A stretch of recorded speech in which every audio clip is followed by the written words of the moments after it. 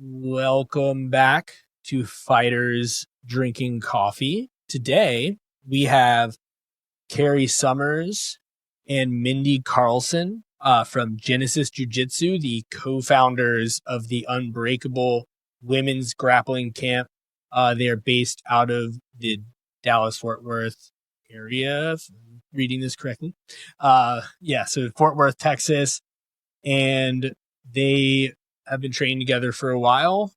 Mendi, Kari, and should go ahead and say hello and tell us a little bit how you guys met and started Unbreakable. Okay, well, I'm Kari Summers, with black belt out of Genesis. Met. I've been training for almost 10 years. We met when Mendi's kids started. Her kids started training first, and I saw her around with her kids, and then started working out at the gym together. And she was always invited to try jujitsu, and I had a lady, or have a lady to that free for getting ladies during the day. Now it's on Mondays at 9 a.m. It's the Mendi came, tried jujitsu, tried it out, became, became a training partner, started training with me. So when did you start? April of 2021. Started doing the camp together, and our our our professor is like to encourage women to do and get into it, and so then I started thinking, just try it's the gateway to get it, and then Mendi started, and we have the same goals and love for jujitsu, love for seeing women challenge themselves and grow. So that's how we met. Mendi. I saw my kids doing jujitsu and it looked super hard, but super fun. And I got brave enough to finally try it. And I've always been an athlete, and I don't know, I fell in love with it. And I love the community that it just seems like just naturally builds out of jujitsu because we're struggling together and we're always together, and it's an individual sport, but you have to have a partner. So you have to have a team mindset. And it's been like the hardest and best thing I've ever done. Yeah, that's awesome. It's kind of cool that your kids getting into jiu-jitsu brought you guys together. And how long? I think you were saying 2 years. But how long are your kids training before you guys got started training? Well, it's funny. My kids trained for 2 years before I started. I remember watching and thinking that, oh, that was a lot of touching. And I kept thinking, and Karen Bain, our professor, she'd invite me all the time. I was an athletic person, and Karen would always be like, you should try this. You should try this. And I finally, my daughter did it, and it really challenged me to want to challenge myself and see if I could handle it. So I started after watching my kids. First class I did, I was like, oh, I can handle the touching. I like that. I just liked the challenge. And yeah, I grew up with brothers, so I I could practice. Yeah, for 2 years I watched my boys, and I tell people, I think the first year I thought, I think I'd like to do this, but I wasn't sure. And then the second year I was like, I definitely want to do this, but I do not want to start and quit, because that's the thing that people do, right? They start jujitsu and it gets hard and they quit. So I was like, I do not want to start until I know for sure. I just want to do it, to do the whole thing, never stop. And so I did. I waited 2 years, and I started, and I have not stopped. Like, I do a lot of jujitsu, so I love it. I think the challenge and things keeps me coming back because it's always different. But it's the people that I meet, and just seeing the women who are timid and they're not really sure about anything, and it's scary to learn something new, to become confident, and it just kind of spills over into the rest of their lives. Yeah, that's awesome. Okay. So with Genesis, we have a really. Oh, I was just gonna say, can you make sure to get the microphone a little bit closer? You're kind of going in and out. Okay, yeah.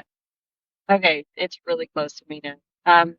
So at Genesis, we have a really strong women's program. We have ladies classes, ladies only classes, 5 days a week, and we also have I coach a lot of co-ed classes during the day, and like, it's something just like can be my partner. Is what moves are we learning? Is it, there was so many fears that I had when I first started, and so what we love is being able to encourage ladies to try it. They're not so positive. Yeah, that's awesome. Are you coaching this women's program full time? Is that your gig, or is this something you're doing? Is it something else? Yeah, no, I coach Jiu-Jitsu full time. I'm living the dream. So I coach, I coach co-ed classes, ladies classes, and kids classes. Genesis has So yeah, that's really interesting story too. I own and run an academy, in Washington D.C. and we have a pretty strong women's team as well. And one thing that I've noticed that I think is really cool is that within our women's community, our women's team, we have some really strong leaders, and they do a great job of nurturing, kind of like the story I heard here, nurturing interest from females who may see it and feel kind of intimidated. And I think the attitude that works really well is be as welcoming as possible. And as you said, show other gals that, hey, this is an environment where you can come in and train nonstop and get a ton of value out of being a part of this community. And I see like how excited the women on my team get when a new person comes in and they're like, hey, like come train with us. And I think it just takes step by step, cultivating and continuing to have that really welcoming and cool environment, because I think, Mendi, you're the one who said that you didn't want to quit once you started it. I think that's what I see from the women on our team too, which is that they want to bring folks in and say, hey, like come train with us for the long term, because every new person that joins the team, it compounds like snowballs. It just builds a better and better community.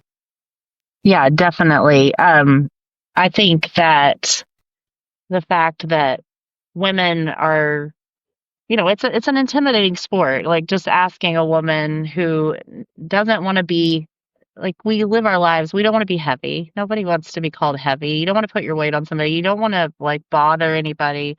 And, it's this whole idea of like like Kari said, who's going to be my partner? And we take all that out of the equation at the beginning, and we assure them like, I promise you in about 6 months to a year, when somebody says you're heavy, you're going to take it as a compliment.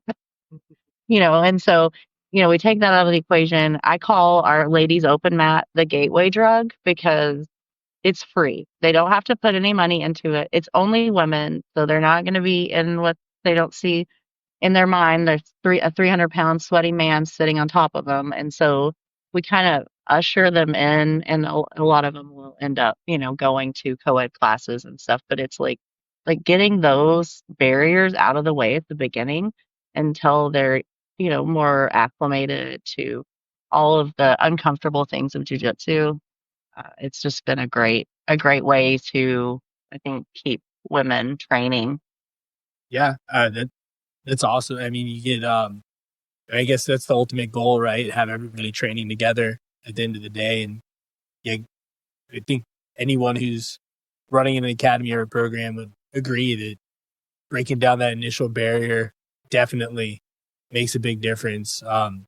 We saw actually at the gym that I work at and coach at, we had a very similar thing happen, right? You start this women's program, there were women that were bringing their kids there. We do it at the same time as the kids class. And a lot of those women who are probably interested in the sport, they get in, they train with, train with other women and end up joining everyone else in the adults, co-ed adult class at the end of the day. And yeah, I mean, it's great because a lot of the time those people turn into the biggest killers too on the mats. So it's always cool to watch. Yeah. I've talked to some guys that are like, I don't think you need to have a women's only class because the women need to be able to come in and just do jujitsu. And it's like, you've never gone to a class where nobody else is like you. Like, there's always 20 guys, right? They might not all be your size, but there's always 20 guys. And it's like, you wouldn't want to walk into a ladies class every week and know, like, I'm the only guy in this ladies class, And so I think it's just a great way to get women started. But in the same respect, I love it that women will come to the co-ed classes because, I mean, it is different for men to roll with women. It's a skill. You have, we always laugh. We have our favorite male training partners because we have so many women we can train with, but we're like, oh, Kari is a lightweight. I'm a medium heavy. And so for her, like, she'll say, oh, they're our size and they're like bigger than me, but to her, they're our size because they're close enough to our size that we can roll with them. And so it's great for women to come in and be able to train in co-ed classes because it teaches the men, to not just use brute strength, and they have to work techniques and change the way they play their game. And I think it's beneficial for everybody to have women in the gym. Oh, absolutely. We have one woman that comes to our 5:30 a.m. training, and she has recently gotten comfortable enough with the crew that she starts rolling with the ultra heavy men. And it's been beneficial for them too, because they have to play they're playing a completely different game because she's not a big woman, so they're learning something too. Everybody's learning something. It definitely makes a difference. Go. Okay. So one thing I heard you guys talking about, which was helping new students, new females, grow more comfortable and aware of the environment that Jiu-Jitsu puts all of us into. And then eventually, should they feel comfortable and confident to move into co-ed classes, bringing them into the full community, if you will. Is that like what you encourage folks to do? Do you sort of just let it happen? Like, I let it happen naturally. A lot of the ladies will want to start learning, more techniques or training at different times that we don't have a ladies class. And so they will come to a different class. And, here we have a 6 a.m. class. So we end up with ladies that want to train at 6 a.m. So, and that's the class that we attend and train at. So they'll come to that class, which is co-ed. And, and a lot of them will start out with, they'll say, okay, I'll only roll with the male black belt. And that'll be, the first time they roll with a man and get to kind of experience what that is like. So we don't tell them they should, we do. And so a lot of times it feels like what we do, they start to do the same. Lead by example. Yeah, that usually. Yeah. And for me, Kari, she was already like competing heavily and all of that whenever I started jiu-jitsu, and I'm a competitive person. So it was the same thing. Like I want to challenge myself. I want to compete. I want to, like it worked out well for Kari, the world champion. So I want to go do that too. And I knew, that I would have to broaden my horizons, and roll in our, like the 6 a.m. class. Sometimes we have 9 black belts. So I think it's really good for me to go just take my medicine and roll with all the black belts, So, to be competitive, I wanted to challenge myself. And so that was kind of when I got my blue belt, I was like, okay, I can't hide behind the white belt anymore. I have to go and challenge myself more and more. And so that's what I did. And it's, worked out well for me too. But I think it is not the pressure like, hey, you really need to do this, or hey, your jujitsu is going to suffer if you don't. I mean, we have a blue belt that's never rolled with a man, and she's like, maybe one day I will, but she has good jujitsu and she does great, and she's competed and all the things. And so I don't think it's necessary, but I think it is helpful. And I think just letting that happen naturally, because everybody's journey is different, has been, beneficial for everyone. Mendi, when you got into training jiu-jitsu, did you have like a goal in mind that you wanted to compete, or was it self-defense, or just curiosity about picking up a new hobby, or a little bit of both? I think it was mostly I wanted a new hobby. I knew I would get in better shape with it. I knew I would want to compete because, I mean, listen, everything's a competition. Appreciate um, What's your sports background? and so I guess I'm sensing some competitiveness. yeah. I played college soccer. I've just been involved in all kinds of sports. Anything from I did high school rodeo. I kind of did a little bit of everything. I'm a jack of all trades. Go ahead. Okay. On my competitive background is a lot of different things. I like a good challenge, but I guess I knew I would compete if I started jujitsu. Um, I said I watched Kari compete and I just knew she was successful. And so I tried to replicate the things that she did that would make her successful. And I love, I love competing. I love the work that goes into it. I love challenging myself. Um, it's been a fun way and it's a different way. I tell the ladies that are wanting to compete, but they're kind of afraid. Tell them it's a different way to do jujitsu. It's a different area, it's a whole different level, but it helps you to train your mindset and to train your body and to go against people that you don't, you know, roll with every day, every week. That I love it. Yeah, you're taking martial art and now you're transitioning into doing a sport, right? Like now it's a game, it's a sport. Yeah. You get to go against, you really get to test out your skills and ability when you're with someone that you're competing against someone you've never seen before, or, it also wants to win and beat you, doesn't want you to win, right? Mhm. Kari, I will come back to, I have a thought but I want to get a little input from Kari before I do that. Kari, did you also go into jiu-jitsu knowing you were going to compete, or did you, there's plenty of other people where they kind of fall into it and then, they get the competition bug, right? Yeah, I didn't really think about competing to begin with. To begin with, I just wanted to see if I could do it. I didn't know, because I was worried about the touching and I didn't know if I could handle it. So I didn't start out planning to compete, but at our gym, they kind of, my kids were competing, and so it was what everybody did. So I did my first Naga when I had been training for 5 months. So I started competing right away. But I'd been, being around it for 2 years, watching my kids made it where I understood the language, I understood the goals. So I advanced really quickly, having just watched for 2 years.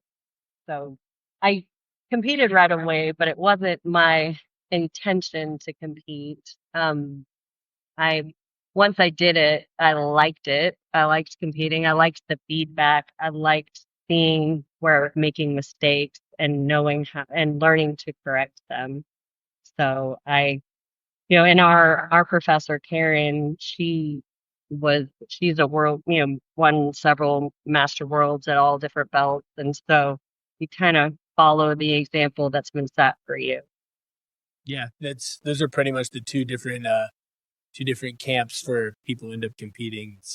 You have the people that want to compete. You have the people that find out that they really like competing, even though they've originally done their first competition. I have a guy who did that. He didn't want to compete. I talked him into his first competition. Now he's got something like every month. So it's Yeah, and I think having kids competing where you kind of they're doing it, and so how can you tell them to be brave and challenge themselves to compete if you're not willing to do it? So that kind of my son, who was 11 when I did my first competition, and right before he showed me how to do an S mount armbar, and 11-year-old taught me my S mount armbar, and I went out there and got it, and it was cool to make my kids proud. I taught her that. Yeah, for sure. You guys Yeah. compete at the same. In the same regard. Oh, go ahead. I'm sorry. Go ahead. No, I'll ask you a question. I was thinking in the same regard. Like we don't, push our ladies to compete. We encourage, like, hey, this is a different way to challenge yourself. Try it. Try a new hard and try it. But there's plenty of ladies that won't ever compete. But the cool thing about if you sign up for a competition, it's apples to apples, right? They're your age, they're your weight, they're your belt. And so a lot of people have never like done that. They've always had to, fight somebody bigger or younger or you know. And so for you to be able to go out and go like this one is like me. Now let's see who's better. It's a great thing. We have a master 7 woman in our community, and she had never up until July of this year fought someone her age. I'm a master 4, just turned to a master 4, and she was fighting the oldest person she'd ever fought was a master 3. And we found her a master 7 at the Austin Open this summer, and she got to go fight someone her age and her rank and her weight, and it was so great. And it was amazing. It was amazing to see the crowd that drew around 2 Master 7 female blue belts, because people were like, oh, I mean, there was this woman was next to me, and I think she was 50, and she'd started jujitsu like a year earlier. And she's like, I didn't know I could compete, but I can do this. Like they're doing this, I can do this. And so that was really cool. Yeah, it is. My question was going to be if you compete at the same tournaments that your kids do. If you bring them, they compete, you get to watch them, they get to watch you. So again, In the past, I used my I have 4 kids, and only the youngest is still training, and so she's not competing a lot. But when my older kids were competing, we would the 4, my 3 kids and myself, the 4 of us would all compete together. So we've done it, and Mindy's done it. She's competed with her boys. Yeah. It's interesting, it's like my first competition, the boys, they competed all morning, and the master white belt females, and we're at the end of the day. And so Coach Karen had to tell my boys, she's not your mom right now. You got to let her get ready. She's going to fight somebody. So it was interesting. But yeah, we've both competed with our kids, and it is good. And, I think it was funny to me, the first tournament that I went with my boys to after I started training. It was only a few months in, but they just thought it was the coolest thing. Like my youngest was like, Mom, let's go to the warm up mat. You can help me warm up. Like I was official. Like I knew jujitsu. I knew enough to help him warm up, and he thought I was pretty cool for that. So yeah, it is really cool. I have kids, and they're not old enough to train yet, but I'm curious about that. Then another note, we've noticed we've had quite a few like competitive jujitsu women on the show. there's definitely a common link with big brothers or college athletes. So, they either fighting their big brothers or being competitive athletes in college. So I find that interesting. That Yeah. continues. Do you guys, you guys see, you're running a women's program. Do you see a lot of that? Is that is there a common thread there through your, the women that come to the program as well? Like the ones that end up competing, obviously. I know there's going to be a breakaway from that, but is that, Kari, true outside of just the guests on our podcast? But we have all women from all different backgrounds.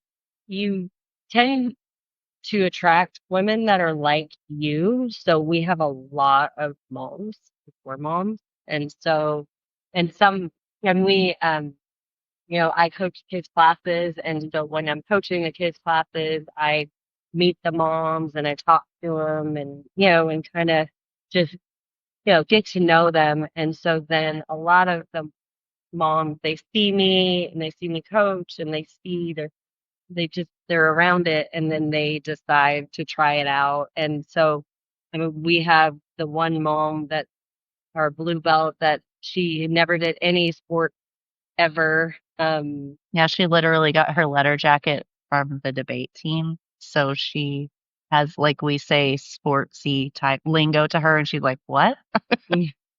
And she never thought she'd do something sportsy or athletic, but she's, taken to it. And then there's quite a few ladies that never have done anything athletic and they're, finding their way and changing the way they see themselves to see all that they're capable of doing. So some of the ladies we have a few college basketball players and a few, big brother, lady brothers, but a lot of them, we really encourage women that they can do something they've never done before. And especially as a mom, your identity becomes that you're a mom and you kind of forget what you can do. And so what's great about Jiu-Jitsu is they're able to see they are, being a mom is wonderful and I love it. And I'm so glad to do that, but also that they can see they're capable of more than, they're more than just a mom. They can be athletic. They can be strong. They can, work hard. And I feel like doing jujitsu is not only like they're learning the sport, but they're changing the way that they see themselves. And that's what I love is then, I love seeing women start out where there's things, their body doesn't know how to do it. And over time, like their body learns how to move in these jujitsu-y ways. And it's just fun to see them grow and change by doing jujitsu and doing something hard. Yeah. Well, like you said, you're always having your team chase that next, in quotes, hard thing that is in front of them, which has a confidence boosting and moral or ethical or spiritual strengthening process, which is true for male, female, whatever. We get lots of brand new competitors, all shapes and sizes, who are all nervous. And I don't also, same stance as you guys. I don't require anyone or push anyone who doesn't want to compete. I always advertise, if you will, the value that an individual can get from it. Because, in my opinion, I think it's one of the best ways to get the most, or maybe the biggest amount of wisdom, I suppose, from the jiu-jitsu world that we're all in, because you're tested in that moment. And there's a big difference between all of us stepping on the mat with our buddies that we get comfortable with and going really hard and training and get tapped out, you tap them out. I think that's great and all, but like you mentioned, or maybe Michael mentioned earlier, like you're going to go out there and the other person's going to try and stop you, and you get a result. It may not be the result you want. Sometimes it is, but it's going to educate you. And so like the moral courage it takes for a person to do that, male, female, whatever, I think it's been the most beneficial thing for me. So I love sharing that story with anyone. And I love hearing that you guys are doing that and you're leading it. Yeah, what I like about I often tell people competing is like compounded interest on your training. You know, it's you have a focus, you're training, maybe you're picking up extra training sessions, you're gaining experience in the moment of the actual match or matches and like mental fortitude, all those things. It's like exponential growth just by doing it. Uh, and so I do encourage people for that sense, but I'm also a little sometimes envious of just the hobbyists that just they don't have a certain goal. Like they're not like, okay, well, so my next tournament's going to be Nogi World. So I'm like, okay, what's next? Nogi World. Now I've got, what do I want to work on? What do I need to work on? They're just here and they're learning and they're getting better and they're valuable to our community.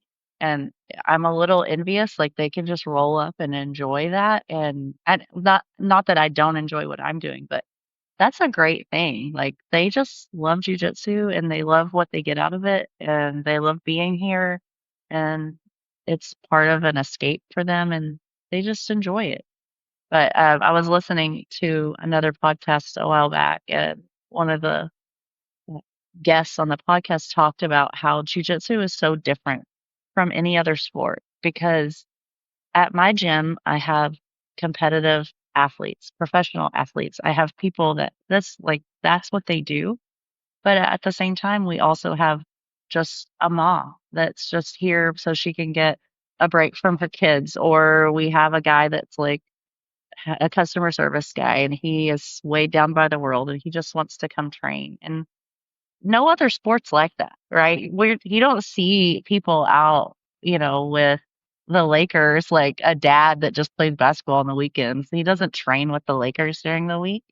But in jujitsu, you have like professional, competitive people and the hobbyists all together all the time. So it's just, and you need them. That's part of the community. And so I think it's really interesting that no other sports like that. Yeah, that's very true. Yeah, you definitely don't normally run into your average Joe training with, Michael top Jordan. guys. Yeah, Michael Jordan. Yeah, that is for sure. Kind of on that. You guys mentioned before we got on the show, we got a little information from you guys, and you kind of mentioned your, how you're curating this community that you're of women training together. And if you don't want to answer this is fine. It's the secret sauce. But you kind of mentioned like that you have like specific ways that you're basically recruiting people to join this program. And I kind of was curious outside of, I guess it seems like you're recruiting people from, moms from the kids class, the kids children's program. Are there other women's only programs in your area, or are you guys the only one? Is there specific things you're doing to help like bring people in and get them all together at your program? Well, we have the recruiting we do just for Genesis is through basically mostly, the moms from kids classes, but the DFW area has a lot of women training, and so there are different groups that have open mat, um, and so we, they'll have an open mat at just one of the gyms in the area, a ladies only open mat, and we'll go to that and train with lots of ladies from all the different gyms.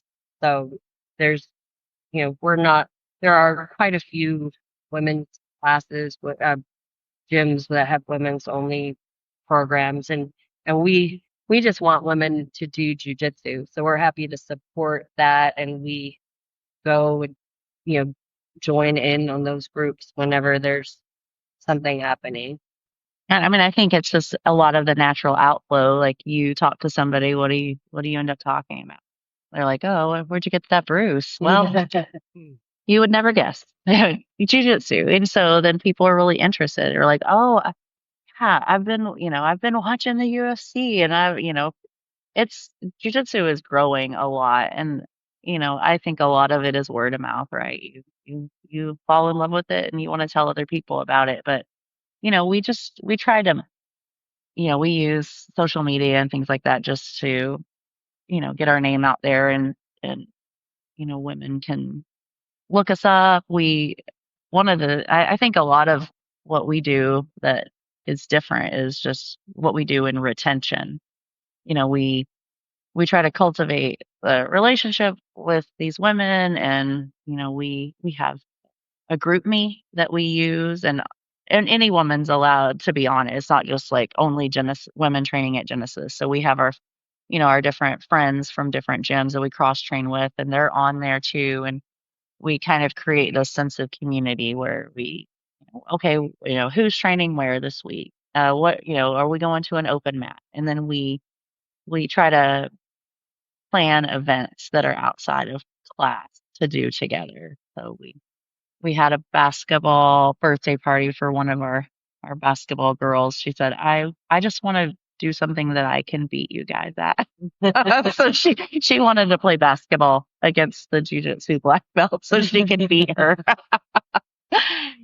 And so we try to create community in that way, which, I think it does keep them coming back, in that, oh, I need to show up because, so and so is going to be there and she's my partner. I think that our retention is really good, and that comes from women don't just show up because they want to suffer. They want to show up and be with their friends, and it's the community.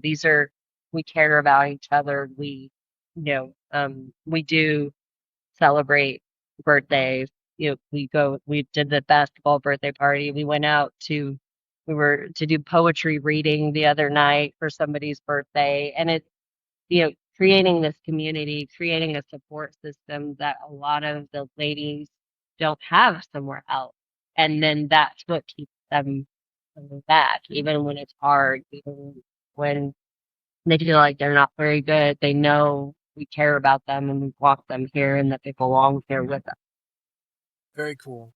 Well, why don't we talk about the Unbreakable Women's Camp? Is that what it's called? Yeah. Women's Grappling Camp. Yes. Unbreakable Women's Grappling Camp. So with that, we have gone to some other women only camps. We went to one in San Diego, California, and it was a great experience, and we really loved it. And we wanted to give the ladies in our area and DFW an opportunity to come to a camp that is accessible. Since a lot of our ladies are moms, to ask them to travel somewhere, to get away for not only the weekend, but for the traveling and the cost. It's not accessible. That's not something, a lot of the women would never get to go to a camp if they have to fly to San Diego, to the East Coast. And so we wanted to create our own camp that's here and accessible for the ladies that live in this, live like, hey, they can come from anywhere, but especially our DFW ladies. There are so many women doing jujitsu around here in Oklahoma. And we wanted a camp that they could come to and get to experience. So how does it work? You guys set aside a number of days, you use the Genesis location or another location and you invite folks from all over? How does it actually work? Okay, so it's a 2-day camp, and we are hosting it at the Sheridan Hotel in downtown Fort Worth. So we have 4,600 square foot of space, 3,600 square foot of mat space that Gameness has sponsored for us. And so for 2 days, we will meet. We'll have two-hour seminars each day, followed by an hour open mat. And then we have breakout sessions. So we're going to talk about competition mindset, training, just different things. Like we want to help other gyms to cultivate a strong women's community. So we're going to talk about the things that we do that work and just share that with others. And so since it's on site at a hotel, if ladies want to come in and make it like a girls' weekend, and they all come in and rent a couple of rooms and train all weekend together and meet new ladies and get to roll and learn new techniques and just have a jiu-jitsu girls weekend. That's what we want for them. But it's also, it's like if they live in the area, they don't have to, rent a room. They can just drive in. And so it's going to be, over 8 hours of instruction, uh, plenty of open mat time and time to talk to the black belts and just create community within our area. Do you have is it mostly instruction from other women's black belts from your area? Do you have people come in from out of town that maybe So Kari's gonna do one seminar one seminar session, and then we have 3 other female black belts. So we have Daisy Leandro from Ephesians 6. She's known as the armbar hunter, and she's from our area, so she'll be traveling just locally. And then we have Liz Metrovic and Kelsey Carter, both coming in to do a session. Very cool. It sounds like it's a pretty big camp that you guys got going. That's a lot of mat space. So I assume you're getting really good turnout for these, especially getting the sponsorship with Gameness and all of that. That's really cool. When is it? It's February 6th and 7th in 2026. Awesome. So you got plenty of lead up time for any of our listeners that might be interested in going to that area. Actually might be pretty dang close. Well, actually, that wouldn't be up yet. Never mind. I was gonna say I think that might actually be kind of close to. Might be some competitions around that time down that way. But they might not be posted yet. And then another question I have is Unbreakable. Where did you guys come up with that naming, that branding? Why Unbreakable? Well, we were just talking about a word that would kind of exemplify many things in jiu-jitsu, right? Like you would want the unbreakable grip, and people are trying to break your arms, so you want to be unbreakable. But we talked a lot about the bonds created, that we have an unbreakable spirit. Like, you're put in these sometimes really terrible positions in jiu-jitsu, and a lot of it isn't like I don't have the physical ability. Sometimes it's just mental, right? You want to be unbreakable. Like I know I have this task before me, and I don't want to break in the middle of it. Like I want to have a strong mind, strong heart, and all those things are curated by like strong friendships and teamwork and all the things that go along with jujitsu. And yeah, so we were coming up with all kinds of things, but Unbreakable they just sat with both of us and we're like, okay, that's it. Yeah, that makes sense to me. That's an awesome reason. I had another question. Don't lose interest. So got the instructors. So you're doing about 8 hours of instruction. Is that each day? Is that? It'll be 4 hours. It'll be 2 4-hour sessions each day. Okay. Are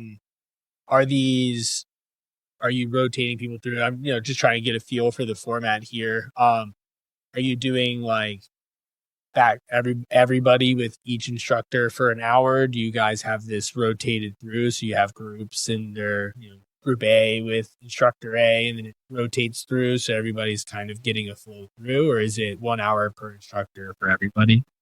So it'll be 2. So the first day will be all gi, and so we'll have 2 instructors. So each instructor will have a 2-hour seminar, and then the second day is a no gi day, and so the other 2 instructors will split the day up that way. And we have an option where, because people love no gi and people love gi. I love both, but I wanted to give my no giers an option to just show up to the no-gi day. You know, they can come do a 1-day camp if they want. So that's how we have it formatted. 3,600 square feet of mat space. Yes. That's a lot. Yeah. How many? Like, what's the capacity you're looking for this? We're gonna cap it at 150. Oh wow, that's huge. We would love to help you guys hit every bit of 150. Oh, that would be great. And for women who might be interested, it doesn't quite line up. It's 2 weeks later is the Austin Open. Which isn't that close to Fort Worth, but it's close enough. Oh yeah, it's close enough that I'm gonna go.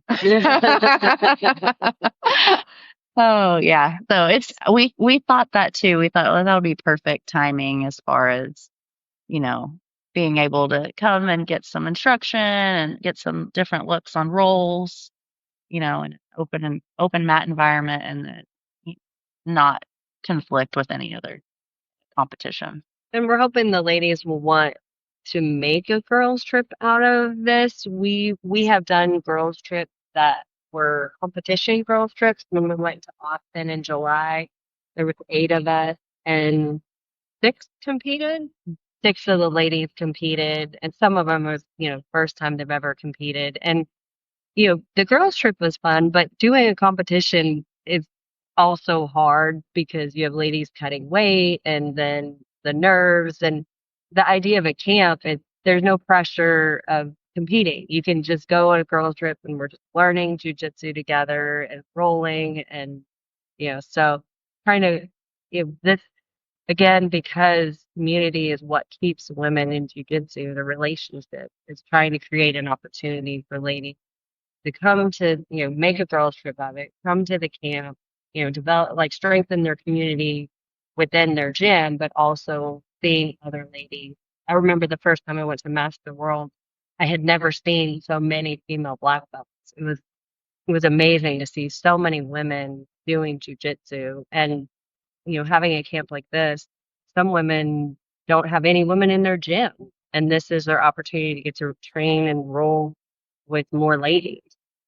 No, I think the message resonates, and just if I was a betting man, I'd say you'll probably, as the message spreads, there'll be a lot of women who shouldn't make a girls trip out of it, or just travel solo, like you said. If they don't have that community in their area. We have just in the DC area, like Right. this is why your story I think resonates so well. There's a very similar, I don't know what to call it, like groundswell of like female excitement for the sport, and there's a lot of similar activities in our area. I don't know about any camps, but I think is hopefully our female audience in our area hears this, they'll bite. I think it's a really cool idea. Also, just last thing, I don't know if you've already filled out capacity for all your instructors, but if you want to like explore black belt or competitive level female competitors in, you know, across the country or whatever, we have quite a few up here that I'd be happy to introduce you to if that provides any value. Okay, thanks. Yeah, it'd be great. And this is pivoting off a little bit, but you guys said you were going to be at No-Gi Worlds this year. Yes. Yeah, we'll be in there. So we'll both be there. Are you competing at it, Scott? Have you decided you're just coaching? Right. Not just coaching, but you're not competing. Well, we're both going to be there, so we can try to link up and talk jiu-jitsu. Yeah, it'd be great. That'd be Neat fun. show. We can we'll be going probably a different time. We have some people that. Well, we're gonna be there the whole time. Which Mendi, what division? Oh, actually, you're going to be up a division. Isn't that right? By Worlds? Yes. Yeah. So I'm aiming to do Master 3 Brown, medium heavy. So if there's any ladies, tell them to sign up. Oh yeah. Yeah.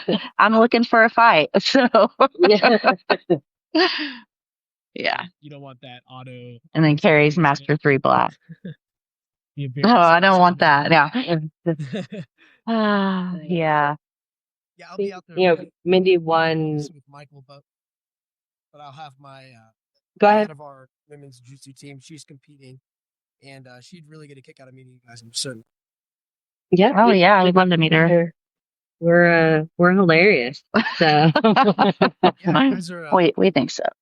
you're navigating the audio issues we've had very well. Yeah. It's for all. We finally got it dialed in. It's good. It's good. That's really cool. I had other questions. I keep clicking out of my trying to match your dates up with other dates. I keep clicking out of my questions tab. But this is pivoting back to your camp. The other thing that you talk about is are there other things outside of the jiu-jitsu portion of the camp that is kind of, I don't know if I'd say like not like included in the tuition, but like, do you have other things around it? You know, you have the breakout sessions and stuff like that on the mats, but do you have things off the mats as well that you include in your, sort of in like the camp package, you know, whatever, but do you do other? So we have an option. We have an option to have a VIP lunch with the black belts for like a Q&A. And so that'll be a catered lunch. But we also, in our swag bag, everyone gets a free Unbreakable rash guard that's a Gainess brand. And I'm excited about it. I like it a lot. But we're going to do different things. We're going to have like social hours. So there's an indoor pool at the hotel. So the first evening, we're going to meet at the pool and hang out and swim. And then the last night, there's a great square in downtown Fort Worth called Sundance Square. And so afterwards, we're all going to shower and head out downtown and check it out and hang out together and that kind of thing. It sounds like a good additional community building. That's really cool. The Q&A with the black belts, like that's definitely a nice value add. You get a little bit of extra one-on-one time with people, especially after hours of instruction. So, yeah, that's really cool. Dude, I am the most scattered. Sorry. I'm slow in the flow. I had another thought in my head and then I forgot it because I had to make a comment. But so you guys have you have the swag bag, you have the group sessions. Come back to me. I'll remember it eventually. But anything else? No, it's all good. So, okay, so it's February 26th and 27th. No, February 6th and 7th. 6, 7. Usually. One digit. 20 days. I was going to say, I'll get that wrong too. The Sheridan, I think. Yeah, the Sheridan downtown Fort Worth. There we go. All right, Sheridan downtown Fort Worth, looking for 150 ladies to go take a part of this really cool event. Yeah, this is awesome. Is there anything else you guys want to promote? I think this is great. Well, I can plug our website so they can go and check out for more information and register if they want. It is unbreakable-bjj.com. Awesome. We'll put that in the show notes too, so you can just click on. Yeah, and we have our Instagram handle, the Unbreakable. So we've got some entertaining content on there. I don't know if you saw, we just did like a bingo card of things that people have experienced with jiu-jitsu, being choked unconscious or choking someone else unconscious. And we got a lot of response to that. It was great. Yeah, I was gonna say, I think you even mentioned one of your bingo squares of where'd you get that bruise. Yeah, for sure. For sure. House karate. Yeah, BJJ fanatics shared it, so I feel like we're jiu-jitsu famous now. You're now part of the jiu-jitsu lore. Yes, cemented forever. That's really cool, guys. I mean, I'm not part of your target demo, but I'd be pretty excited for a camp like this. I think that sounds like a really fun opportunity for anybody who goes. Hopefully, you get a lot of people for your VIP package too. That'll be up those numbers. Yeah. So if I could say one last thing, it'd be like, tell all your lady friends about our camp. Oh, we will. Do you guys have do you guys have like promotional material or something? Like, are you gonna have like a flyer or some sort of something that someone could print out and make like hard copies of? Or Yeah, we do. We have some postcards. Like if anybody is interested, we can drop them in the mail, or I've got some PDFs and things, and we do have our cute little decals that I'm always carrying around to give away at tournaments and things like that. So I'd be happy to send anybody some freebies if they want to message us on Instagram or through the website. yeah, we'll definitely get with you about that off air, because I think that would be helpful on our end to get to some people. So, but yeah, thank you guys for coming on. This is awesome. I think what you guys are doing is great. I think that's, more people on the mats, more people we can get introduced to the sport is ultimately for the better. Growing that community gets us all more training partners, more people to compete against. So, at the end of the day, that's a win for the sport. So you guys are doing a great thing. It's awesome. Yeah, thank you. We love it. We love what we get to do. So, and unless you guys have anything else, I'll go ahead and read out you guys. So before that, where can people find and connect with you guys? I know you said the Unbreakable one, but if you guys want to go ahead and if you want to plug your personal stuff, you're welcome to now. Yeah. I'm at Mendi Carlson _BJJ on Instagram, and Kari is I'm Kari, KARI _Genesis BJJ.